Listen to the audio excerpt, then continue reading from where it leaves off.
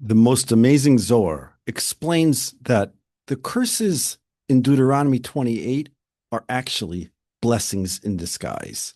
In fact, he says that the entire curses, the 53 verses, refer to the 53 sections of the Torah. He says that the second temple and the exile were all hinted at in these 53 verses. So much so, he says that the final verse, that you will be sold as slaves and nobody buys you, that in itself is not only a blessing, but it's the biggest blessing. And furthermore, he says, when it says that God will wipe out the Jewish people, that in itself is a blessing. If this interests you, let's move on. Stay with me. The Zohar asks the question. In Leviticus 26, there's 32 verses of curse that God gives to people who don't follow his ways. In Deuteronomy 28, there's 53 verses. But in Leviticus, it says at the end, and God will remember his covenant with Jacob, his covenant with Isaac, his covenant with Abraham, and he'll remember the land.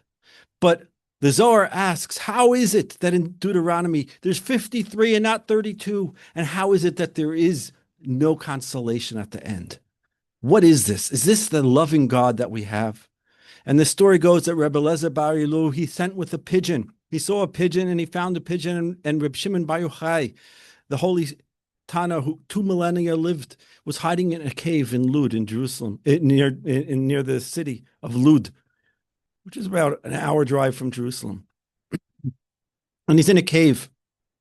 And the pigeon comes with a message and asks, what are these curses? How is it possible that God could not redeem the Jewish people? And Reb Shimon Bar Yochai said, when you see these curses, don't look at them as being a God who wants to curse. In fact, he says, they're all blessings in disguise. And just like God has promised in Isaiah 66 that he will never destroy the Jewish people, when he says that he will destroy the Jewish people, he is not mean that he will destroy them, because it's impossible that Hashem will destroy the Jewish people. And therefore, says the Zohar, when we have an idea that Hashem says, I will curse you, doesn't mean that any of these things will happen. And furthermore, Chazal tell us that curses of God or bad things that God said, he doesn't need a Bezdin to retract. But the good things, he could never retract.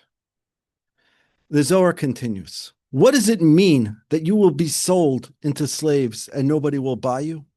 What this means is that your heart will think that you are sold into this ideology. It's a spiritual journey.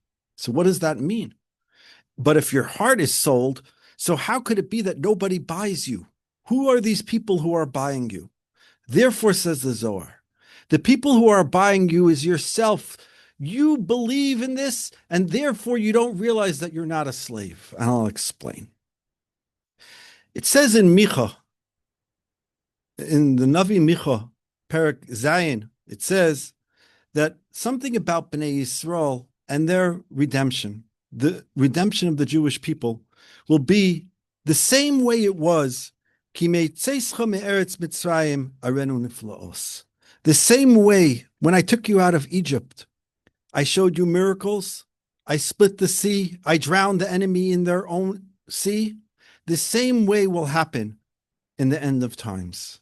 And like it says in Isaiah, it says in Yeshaya Yud Aleph Tez Zayin, Kasher Hoysel Yisrael b'yoim aloisem eretz Mitzrayim. The way we came out of Egypt is the way we go out. In Egypt, we were physically enslaved. And the only reason we came out was because Va'aretz Eskor, because God remembered his bris to Avram, Yitzchak, and Yaakov, like it says in Leviticus 26. But Deuteronomy, says the Zohar, in this week's portion, Ki Savo, where there's 53 verses of curse, that's referring to the final exile and the final redemption. And the last verse number 53, is I will return Mitzrayim out, that the Egyptians will come after you. The Egyptians represent the lust, the desire, the externals, the lowliness. Ba'oniyot, they will come on ships. But they will come on the path that I told you, never go down that path again. Spiritually, don't go back into Egypt. Don't become obsessed with wealth, with glory, with worldly possessions. That's not the purpose. Vismakartem sham lo'evecha, says the Zohar. You will be sold.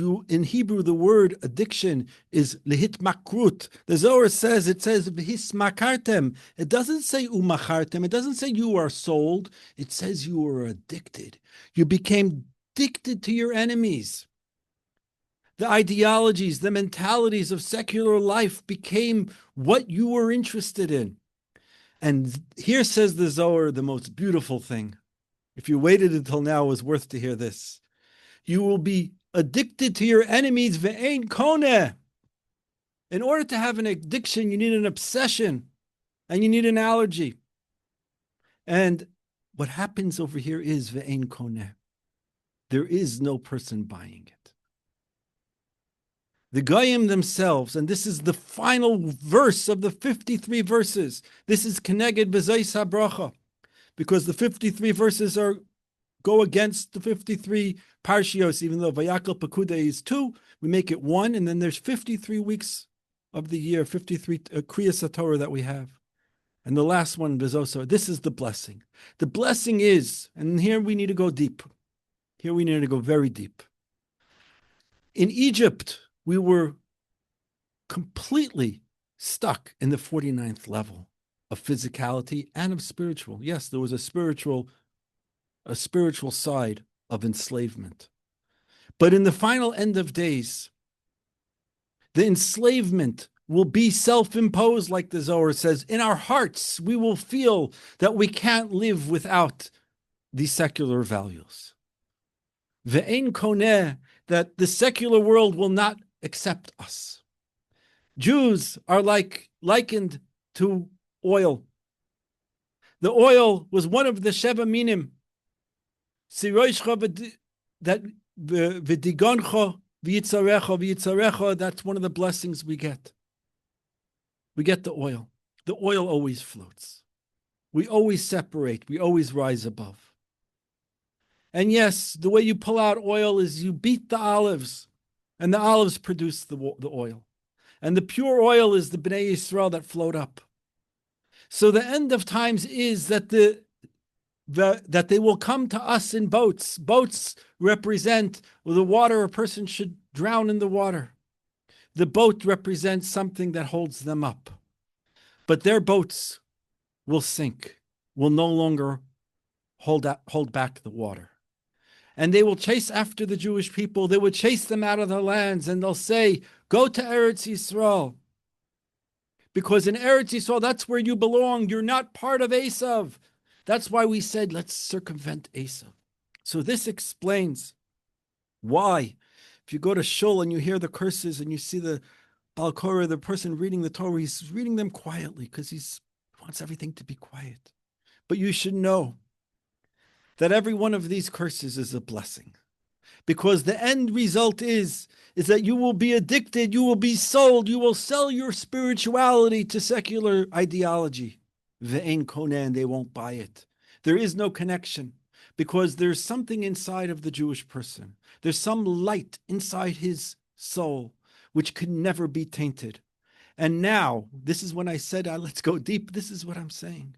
That the deepest part of our neshama in the spiritual world could never be tainted. And therefore, we can't use something physical to fill up something spiritual. The spiritual desire that a person has for this outside world of Torah and mitzvos and Eretz Yisrael, that physical world cannot fill up a spiritual desire. The spiritual desire, the oil, the shemen that floats to the top, the goyim themselves, the water itself will push the oil up to Eretz Yisrael. Yiratzon that we should all be zocher, we should all be merit to see the Geula Shlema b'mheir v'yameinu amen.